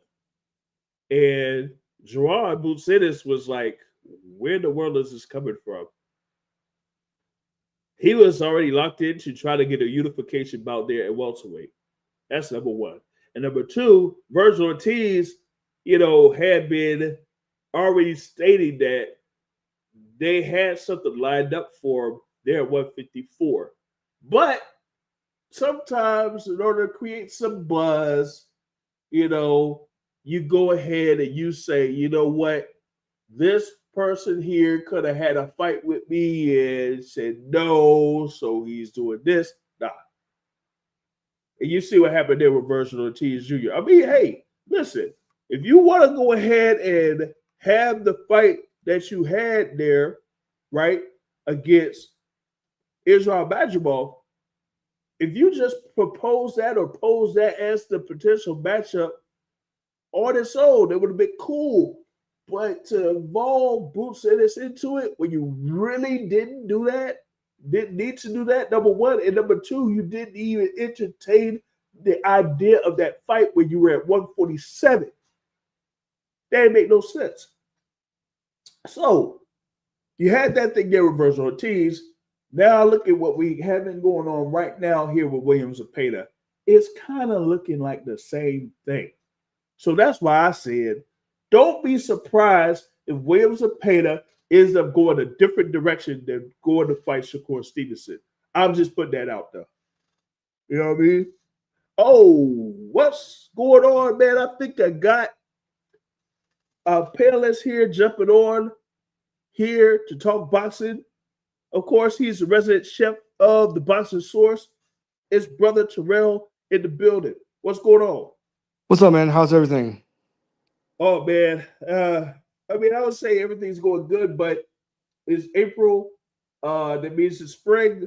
That means, spring season and the rain and pollen, and I'm getting screwed right now. So that's why I've been going through most of this show struggling with the allergies and stuff like that. But what's good with you, man? How things? Were you able to catch any of the action Saturday? What you got? No, and it's I would never stop saying this as long as I've been listening to you on the show, watching the progress of the show, and just watching everything. At the same time, I'm a fan, right? And there's times when just life starts lifing, I get drawn away from the sport, but I can always faithfully tune in, like I did for last week's midweek report, last week's show from last Sunday, and watch it and listen on the way to work and get caught up with what's going on. And this week was definitely going to be in that same lane. I didn't get the chance just to consume boxing, the sport that we love, this weekend, but I know where I can log in to get my fix, like a boxing crack addict. Yeah, man. With that, a lot of action that happened here with Tim Tszyu getting an easy win over Joey Spencer, man. It was an easy win, easy work. Richard Torrez Jr., getting a win over Guido Vianello. They're in the heavyweight division. Abdullah Mason being, a little bit impressive there in his win. What else, man? Had the thing there with Joe Joyce. I was talking about Joe Joyce losing again, this time to Filip Hrgović. So, those are like the major things there as far as like the fights were concerned. But I was saying there with Richard Torrez, he supposedly is the last great American hope. Yeah, I don't know about all that, given what I saw there in that fight. Joe Joyce, it might be a wrap for Joe Joyce. If you can't beat Filip Hrgović at the condition that he was at coming from the first round, and seeing that all those opportunities to land the right hand on Filip Hrgović were there and he didn't take advantage of that, nope. Like you pretty much are good and cooked there. So that's mainly what happened there as far as like the action this weekend, and definitely looking forward to what's coming up next weekend with Jerome Boots-Ennis versus Imanas Stanionis headlining the fights coming up here on April 12th. Yeah, I think the most one that from this current weekend that we're in right now was the fact that Tim Tszyu got his win over his opponent, and because I was just on Twitter a little while ago and saw that already that Keith Thurman has already gave him a response video. They said basically he said send the contract. So I'm looking forward to that the most, probably I would say, as a result from this weekend, right? We know that Tim Tszyu has his loss against Fundora last year, but from the result of the cut, and he also has loss against what's the guy's name again? Who got roughed up? Oh yeah, that was the Backroom Rosalia. Yeah. So at that point, Tim Tszyu, prior to those two losses, was definitely on an ascent, and they're trying to pick him as the next big thing at 154, right? And also respect to his father, what his father done to establish their name in boxing and everything. So, but those two losses happened to him, and now he's back on track, got his win again, down under. And so I would love to see uh that fight happen. Hope that fight happen next. This is now April, so both people just had to fight here close together. So we should be able to see them fight this year Yep. in a sense. This shit should happen.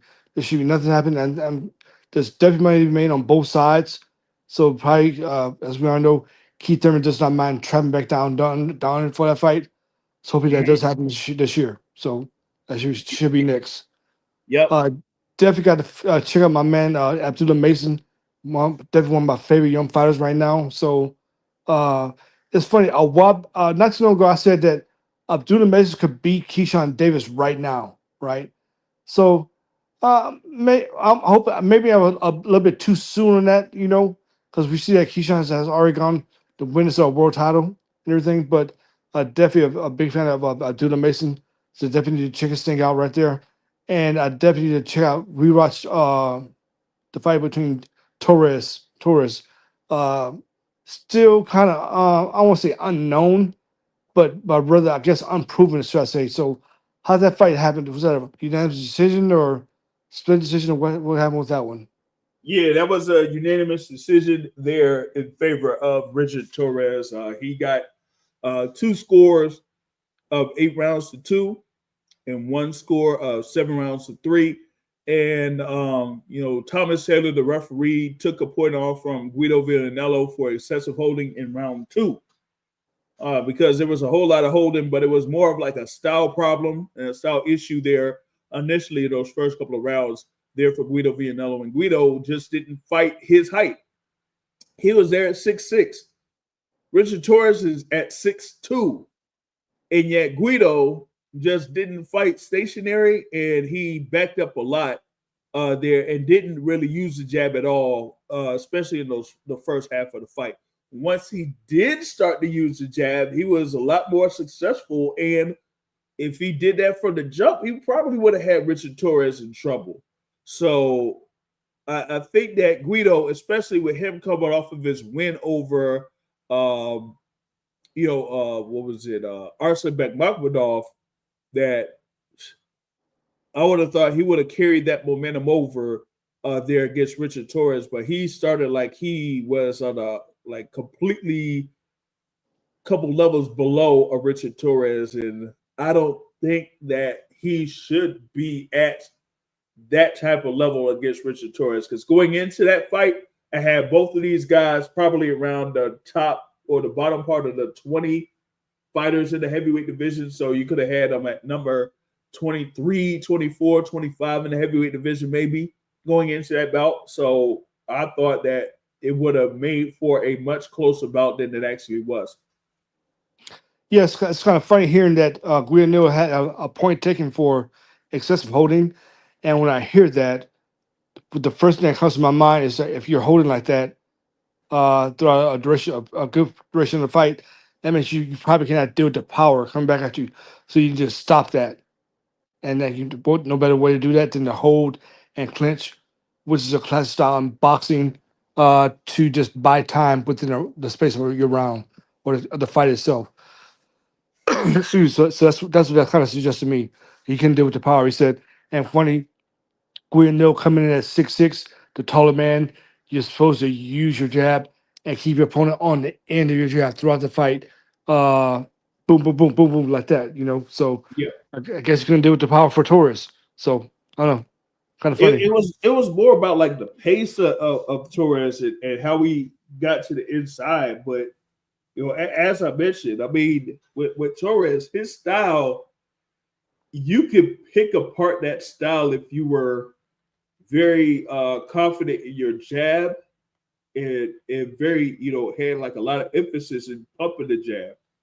So, if you're able to check out that fight, you'll see that it was almost like a tale of two halves there in that fight, because you've seen Richard Torrez get to the outside, outwork Guido Villanello on the inside, try to wear him down. But then once Guido kind of like knew how his distance was against Richard Torrez, that Richard Torrez wasn't necessarily trying to get to the inside by throwing a jab. All you had to do was just throw your jab, and that's it. Once you did that, then it opens up more offense for you. And he didn't necessarily see that until the second half of the fight. And then after that, he tried to set traps, which at times it did work, and at times it didn't necessarily work. And that's why it ended up being 8 rounds to 2 of the scorecards for 2 of those judges, and 7 rounds to 3 for another judge. So that's kind of like how that worked out. But for me, I felt like with Richard Torrez, yeah, he gets the win. Yeah, he's still undefeated. But let's see him against Jared Anderson. How about that? Like, I know what Jared Anderson and his mentality was after his fight on February 14th, but let's just put these two in the ring. Let's just get it on, make it happen, and whoever wins is your guy for the heavyweight division of the top-ranked boxing. Outside of that, I don't see where else Richard Torrez could go unless if he fights like an Otto Wallin, as I mentioned earlier on the podcast. But I would want to see Richard Torrez against Jared Anderson and see how that goes.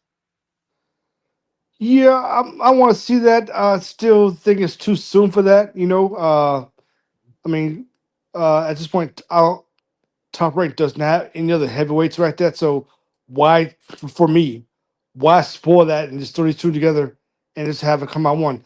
Let the two keep working independently of their careers, and when it's the right time, which I think is a little bit further down the road, when it's more on the line, that's when I want to see that in a sense. So I don't know. Yeah, I mean, with the way that they do matchups there at Top Rank, they kind of do a good job as far as like developing fighters and building them on their way up. I think that they did that to a certain extent with Jared Anderson. They're doing it here with Richard Torrez. It's just with Jared Anderson, he just had the one-off with with Martin McCauley, it just all fell apart there in that particular instance. And sometimes when you have confidence building up your record, it almost seems like you have a sense of invincibility. We've had like a couple of examples of this, but it's one thing to have your first loss. It's another thing to basically get stopped. And the thing there with Jared Anderson getting stopped by Martin McCauley the way that he did, that kind of really messed up his psyche and messed up his confidence there a little bit. Shout out to 2 Cents Boxing in the building, checking in here on the live chat here on the Boxing Source podcast. Here, you know what I'm saying? Just checking out what's going down. But yeah, with Jared Anderson, I don't know where he's at this particular juncture of his career. We've seen him fight there February 14th. I was there live at the theater at Madison Square Garden, so I didn't necessarily hear what was going on in the corner there during that fight, where he said like, hey, I don't like hitting elbows. I don't like doing this. I don't like doing that. And when you have that type of mentality in a heavyweight division, that spells for disaster in a lot of cases. You know what I mean? And it almost seemed like he was like how Sonny Edwards had his last fight, where in the second or third round when he was in the corner and he told his trainer that I feel like I don't really want to be here. That's what it sounded like there with Jared Anderson when he had his last fight. Mm-hmm. And you can't have that mentality as a fighter in general, and especially as the heavyweight, because you could run into the wrong person that could really knock you out. And I mean clean out. Like how Jared Anderson scored a knockout against one of his opponents back in the day. So he got to be careful with that, from this point forward. Yeah, we definitely know that definitely that connotation is following Jared as not one, not truly a true dedicated boxer in that full regard. We know that. And hopefully that attitude does not get him hurt in the ring, because as we know, we don't play boxing. We don't play boxing. play basketball and everything else, but you don't play boxing because that stuff, just the brutal nature of the sport. Yep. And we oftentimes forget that how brutal boxing is. And even just on a side note, we saw where a former champion Austin Trout now fights bare knuckles, Yep. which is crazy. I mean, Yep. but he's a boxer, but just to fight bare knuckles, you Mhm. getting hit like that repeatedly within the course of a fight with bare knuckles in that Yep. sense. I Yep. think they use pads, I think, or something, right? Maybe, but still, I mean, boxing itself is already brutal, just from the concussive force over and over and over, and not just in a fight. Look at your training, right? You're rough on your body. Of course, you're gonna be in the best shape of your life, but even during the train for a fight, you're doing sparring. Once again, you're getting hit in the face for a living, and that's why I respect these guys so much, and even watch my mouth when I go to criticize someone. For one, if you don't have enough courage to get in the ring for yourself, watch what you say. Because these guys, these men and women, they live and die for the sport, literally, literally. So I mean, Yep. look back at two different instances where people get paralyzed, and a rare case where someone dies from a fight. So much respect goes to a boxer, whether it be a man or a woman. So that's all. I was just use my criticism conservatively, and I was thinking having that in mind on what the sport really is. It's brutal. It's brutal. Really is. Yep. Yeah, no doubt, no doubt. And that's what makes it always a dangerous sport. I mean, we actually had news out there for the previous week of a fighter there in I think it was over in Africa that ended up dying from what was going on in the ring there too. And we've had like a number of instances where fighters have either died from injuries or something like that here over the past year or so. So that just shows how dangerous the thing is. 2 cents boxing on the live chat says Jared Anderson was always food. Keep it 100. I mean, he was crying, there where he had that conversation with Roy Jones Jr. We said like, what, I'm only 23 or something like that, and talking about all this pressure and things like that or whatever it was. And I mean, I kind of, you kind of see that and you're like, yo, you've been in the game since you were like, what, 6, 7, 8 years old over in Toledo, Ohio. Like, Like you you know, know, you feel me? So how does it you get from that point to where you were at that particular juncture working with Roy Jones Jr. and you had that incident happen? And something like that like kind of says that you're having some doubts about yourself. When you have that, yeah, you're almost not really to be fully in the game like that. Remember, this is the same Jared Anderson that folks were saying that gave Tyson Fury some work there in the camp, but now you see like where he is at this particular juncture, and it's a completely different story there. So I don't know, man. I don't know how he's going to end up in this sense, though. But yeah, that's mainly what I've had here so far here on this particular podcast. Like I said, we got a lot of stuff coming up here for April 12th, right? Got the unification bout between Gerard Busidis and Iamata Stanionis. That's headlining the fight card there in the Boardwalk Hall in Atlantic City, right? Of course, in the DMV area, right? We got the Probox TV card headlined by Short Dog Jordan White against Jose Matias Romero. There, that's going to be at the Hanover in Hanover, Maryland. You got a number of fighters from the DMV area that's going to be featured on that card. We're going to be talking about that here more either on Wednesday, but should have something scheduled for Friday. We're scheduling another episode of the DMV Boxing Network show there, and it's going to be the night before this fight card takes place. They should be having the weigh-ins on that afternoon, so this will be likely after the weigh-ins here that we're scheduling the next episode of the DMV Boxing Network show. So you do have that, and I did mention a thing there with Albert Bell that will be fighting in Toledo, Ohio. You got a opponent lined up there for that against Joseph Ruiz. Like I said earlier, go ahead and check BoxRec right now because he does only have him scheduled against Joseph Ruiz, but they have him scheduled against TBA. So we might see Albert Bell in 2 fights on April 12th. Against Joseph Ruiz and against TBA. You feel me? But that's going on. And also I did mention fight card in Albuquerque, New Mexico that is featuring Shane Mosley Jr. that'll be on the card, right? You're also going to have Brian Mendoza on that card.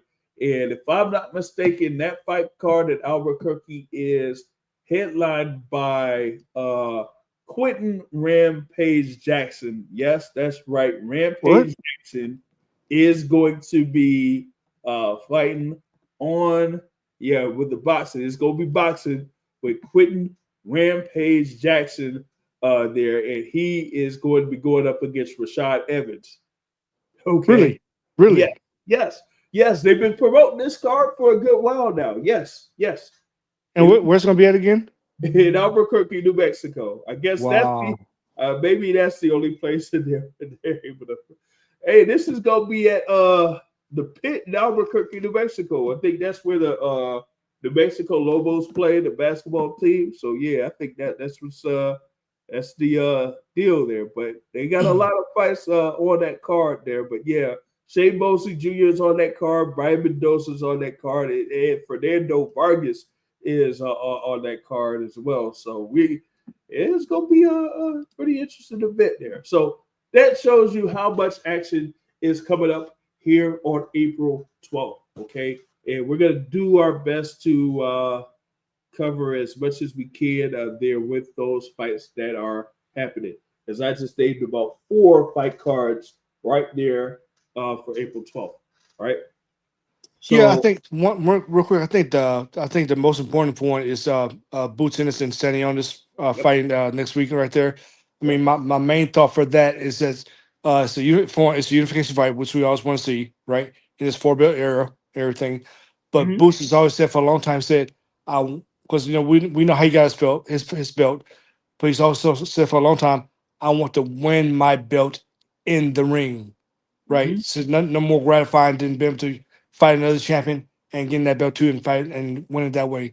So that's my main thing with him. But at the same time, as Floyd Mayweather says, Stadios is a tough competitor. So of course it is definitely won't be a cakewalk in order to get that belt for Boots and everything. And we know how Boots looked in this last fight, even though it's a rematch against the opponent he did not want to fight. He definitely didn't look good and as dominant as we were used to seeing him look in that regard. Even in that regard, the criticism from Boots too, where Virgil Ortiz called him out and he declined that fight in a sense, and that didn't happen. So, and now Ortiz himself has going to have another great victory on his belt from the last overseas fights and stuff like that. But now here we enter Stanionis, Boots Ennis, right? Yeah. So it's certainly my hope. That's a great fight for one. I always want to see a great fight. But I mean, I want to see Boot be dominant, and this is against a champion in that regard. So it was kind of funny too, just off of a side note. But I'll come back to that. About is Errol Spence a Hall of Famer? I'll come back to that. But aside from that, if you can offer up any knowledge on this, the more pro box fights that we talk about this online. Is pro box on the rise? Is there something going on between them and PBC? Can you go back to that, please? All right. So this stems from one article that's posted on the boxingsource.net. This was a part of the series that we call the Rumor Mill. There where we may hear some rumblings or potential matchups or potential things going on within the sport of boxing that may or may not come to fruition. Okay. So this is the latest one in reference to Pro Box TV, and that they could potentially have a partnership of sorts with, as they say, premier boxing champions.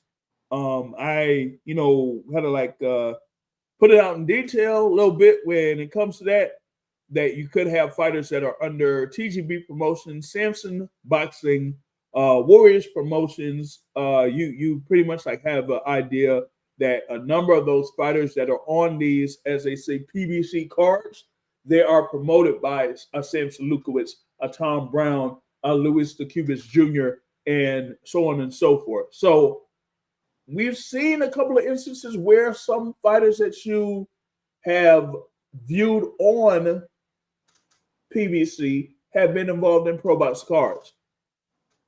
But now we can have an instance where you could have a presentation or a production that involves Pro Box TV and Premier Boxing Champions. But like I said, that's a rumor. Like that's a rumor as of right now. So we'll have to see how that develops. And just dig a little bit deeper on that. You recall that PBC was fighting on Fox, became out here, and that just Fox and whatever, and their range of networks that they had to deal with at the time. Yep. And I think that you said PBC has a roster of roughly 100 fighters or so. Was it? Yeah. Yep. And then when I said going back to that point, if we had different avenues and different networks we could see PBC fights on a somewhat of a regular basis. And now that deal is gone and gone on now, and then of course him and supposed new deal with Prime, we just not have seen that many dates, and it looks like they're just not as committed to showing boxing as we initially thought they would, despite the fact of the how large the platform is, despite the fact how much money they have in Prime. And you say the name Prime itself, oh, Amazon Prime. They got tons of money, tons money on top of money on top of that. They have their own network, so we just thought that we're going to see more and more dates on a regular basis, but we just haven't seen that. Have not seen it at all. You can pretty much count the number of cards on Prime on pretty much one hand, I think, at this point. So with that said, there's a lot of boxers that have not been able to get dates. I don't know if they're going back to fighting club shows. If that's the case, the money's not the same, and the money's not the same going forward. So where these guys gonna be fighting at? Because just people out there just sitting around, hanging around, and just waiting for opportunity. And without a bunch of days being given to us by Prime, what's gonna happen? And now you see Pro Box still popping up more and more and more and more. It makes sense for them to join together and get some stuff done to give these people chances to fight and make money. Yeah, I mean, the thing with Pro Box is they have it to the effect of they're able to book venues or they're able to use their own venue, and having their own publication or production company, so to speak, from the ground up. They were able to build from that and then expand. But being that they had their own venue and that they had it to the point where they could negotiate deals with fights with fighters that says, hey, we got this avenue for you where you're able to fight and you're able to stay active and you're able to stay busy, then that's how they were able to build their product. And then after that, they expanded to having hosting fight cards elsewhere, or with Gary Jonas being part of, Pro Box Promotions, able to say, hey, you know what? If you're willing to do this over here, we could, bring our production company and send them over and then have your event be shown on Pro Box TV.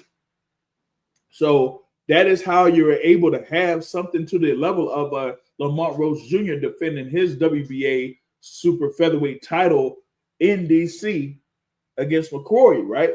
So now that they're having those things where they're expanding and you're seeing them there, you're seeing them in San Antonio, you're seeing them over in California, you're seeing them in, different, areas around the country, and having some stuff where they pick up events around the world. Now you're saying, hey, if they're able to do these things where you can have these dates, let's see if we can have our fighters fight on these cards. So I'm like saying, hey, why not? More dates, more fighters, more fights. It's a win-win. You know what I mean? Yeah, too. One thing too. When Pro Box first started, their first few fights down here in Florida and things like that, we heard about them. At that time, they were like kind of like a little brother in a sense. I mean, but still important for boxers in on that level. I would say BNC double fighters now, and now they kept at it with their production, their advertising, their promotions, things like that, and all of a sudden now they might be a major. I won't say major yet, but they're gonna be even stronger competitor for boxing like that. Which is good because like I said, there's tons of people out there that need dates and need venues in order to show who they are and to progress their career. So I'm glad for it and all for it. Yeah, I would be all for it as well. More dates, more fighters. That's pretty much my thing. As you were mentioning there with the thing with Heyman Boxing and PBC is that at the time that they started, they had those multiple avenues or multiple TV outlets that they could be on to host those fights, whether it would be on Saturdays or they could have some on Thursdays or other days. But once that was like out the window and you only had like, maybe a Showtime, then that limited their dates for, a certain amount of time. And then that kind of like went by the wayside. And now here with Amazon Prime, they didn't necessarily have the start that they wanted last year, but this year you're kind of seeing more and more being built off of that. As far as like, having cards that aren't necessarily on pay-per-view. So while they're building that, let's see if they can have something where a number of the fighters that are under TGB or Warriors Boxing or Samson Boxing or other, promotional companies that usually are on these Premier Boxing Champions cards could now be on Pro Box. And you could potentially set up, as I said, more fights that way. So I just wanted to the point where there's more dates, there's more availability for these fighters to fight, and then we get them basically in the ring.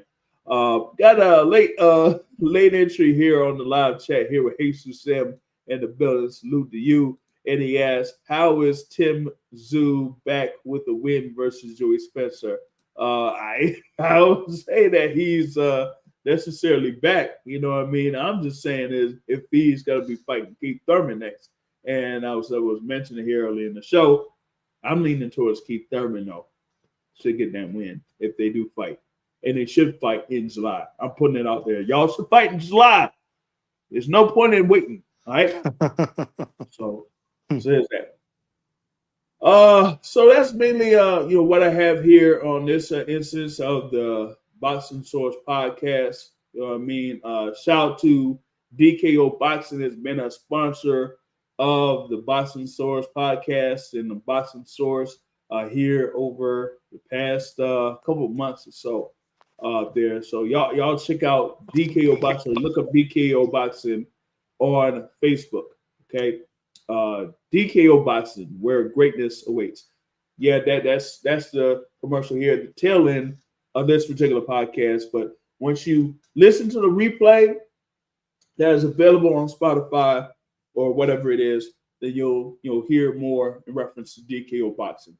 All right, so that's what I got. But I have one thing though for Spotify. All right, this is gonna be recorded on Spotify, and I don't care what they do after this. Spotify, y'all full of it for sending me a daggum notification about all the stuff that I uploaded onto your website when I had it the way that I wanted to have it, as far as like putting in an introduction coming from the time that I started this podcast. I always had a theme there to start off the Boxing Source podcast, and before that it was the Boxing Source radio show.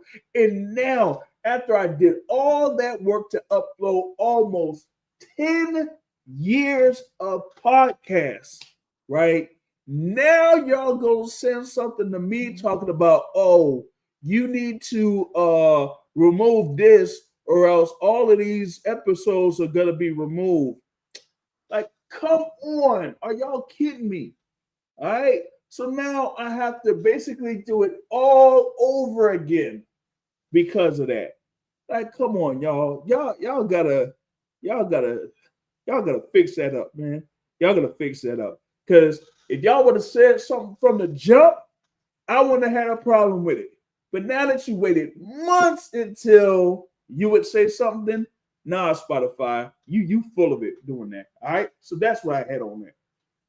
All right. Now, okay. Now I'm calm. I'm cool. I'm good. All right. Yeah. All right. So that's it for this edition of the Boxing Source Podcast. Shout out to Brother Terrell here for joining in on this particular episode, and everyone here that was on for the live chat. And like I said before, it will be available in audio form in multiple media platforms out there. Yes, including Spotify. You mother. Oh, oops. What did I say that? All right. So yeah, with that being said, folks, y'all, I appreciate y'all. I'm out.